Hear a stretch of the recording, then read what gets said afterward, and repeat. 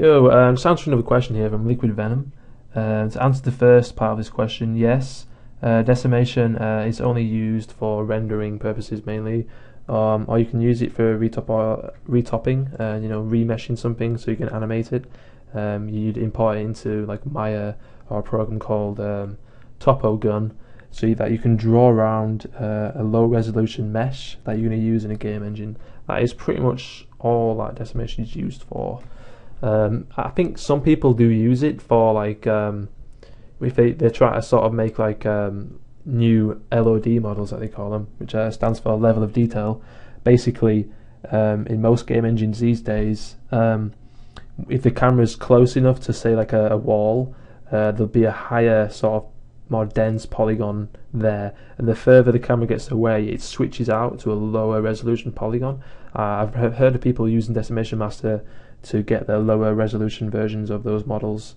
It's just a optimization stuff, really, but it's pretty cool, pretty useful, especially if you want to say, for instance, I'll give you an example of my model I've been working on recently. It's just really useful for working around hardware restrictions as well. Tank. This is a most recent character that I've been doing. When you get into sort of like Zbrush sculpts with so many like subtools, you'll find you really start to lag much more than you would before. Just drag this guy out.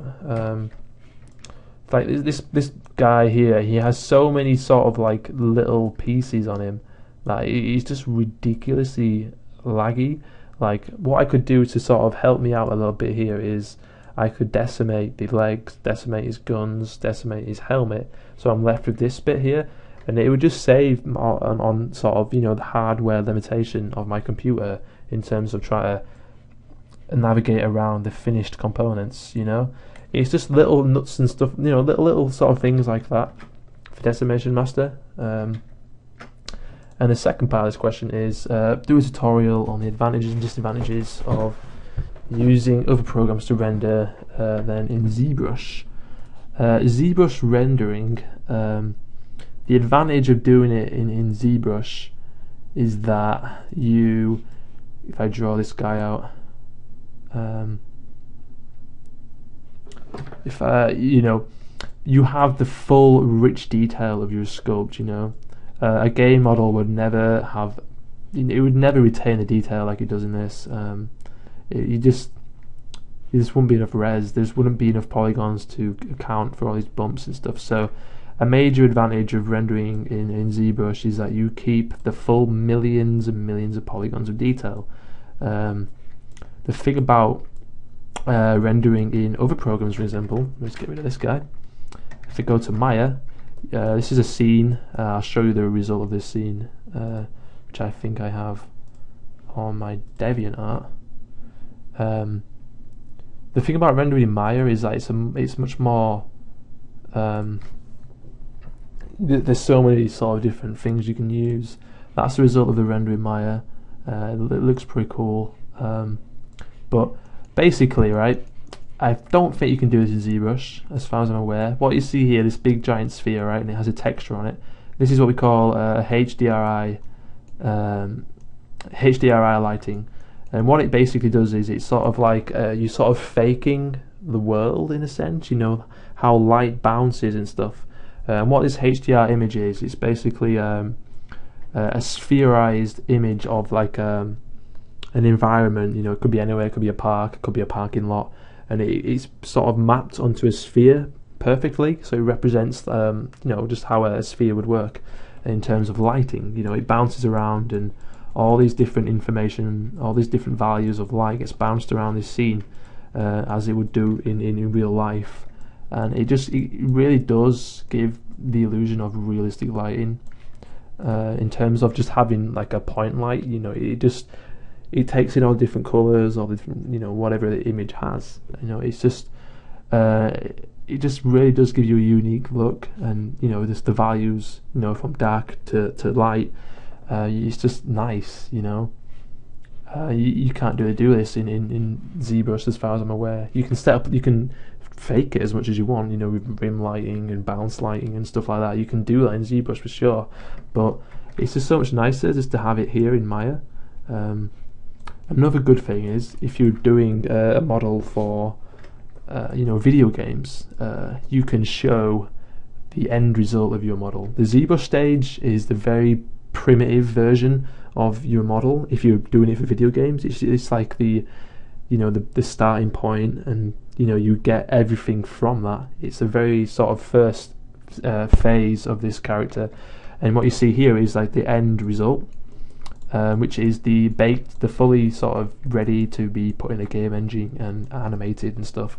So you can say, yeah, this is what it's, this is the character, this is what it's going to be in game, this is it finished. It's just nice to be able to say that this is what it is, you know, instead of right, this is a 20 million polygon sculpt, you know. Yeah, I mean, think about it. There's all sorts of like small good points about working in Maya as well. You know, it's not laggy because you're only working with like a small amount of polygons, you know, stuff like that. But ultimately, Maya, much better lighting capabilities, HDR lighting, you have all different stuff like that. But ZBrush, you retain all the detail in the model. That's pretty much the biggest pros and cons, really. Yeah. If you want to know more about how to sort of render, I did a tutorial on ZBrush rendering.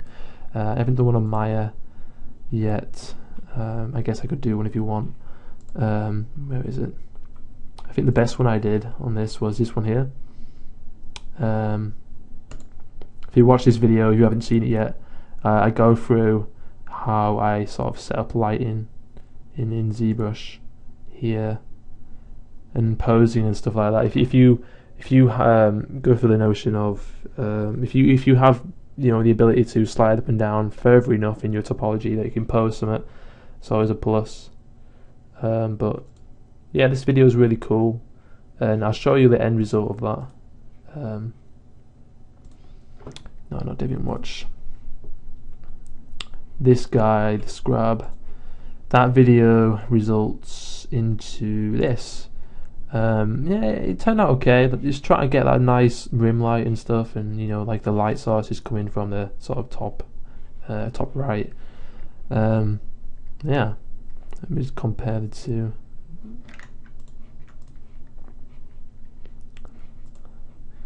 I mean, it really just depends on your setup, and it's not, you can't really tell much difference because they're both edited quite similarly in terms of sharpness and contrast. But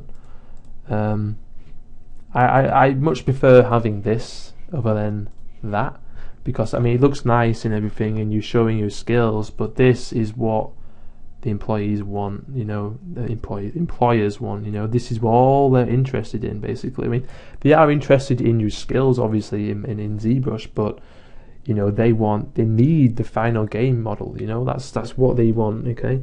It's what people are going to see most of the time, you know, when they're playing the game and stuff. But I mean, to be honest, I really do love HDR lighting. It's just so nice, and when you turn on Final Gather, the renders look really nice. I don't know, it really depends on the purpose of your render. For instance, I've brought up these busts, these head busts, you know. If you just try to show off your sculpting capabilities, you know, and you've only done a specific part of a character, like for his head or the face, for instance, you know, you can get these renders out of ZBrush pretty easily, and they just look really nice, you know. Especially when you get the lighting set up like nice, and I get rid of the background, you know, make it this right here. These are some really nice renders, and I think that's actually, no, it's not render. These are actually, oh, it is ZBrush. Wow, that's really impressive. I thought it was clay. But if you just want to show off your skills and you want to show off your ability to sculpt, then for sure keep it in ZBrush. You know, that's pretty much pros and cons of rendering in ZBrush and Maya. Pretty much, not much of a tutorial, more of an explanation. But if you want to obviously learn how to render in ZBrush like I did with this guy, just watch that video. Yeah, that's just pretty informative. And I guess I could do a tutorial of this if you want. If you want to know how to set up this shot right here, I can do that for you if you want. But you know, that's pretty much my opinion on the pros and cons of rendering in ZBrush, Maya, and Freeze Max.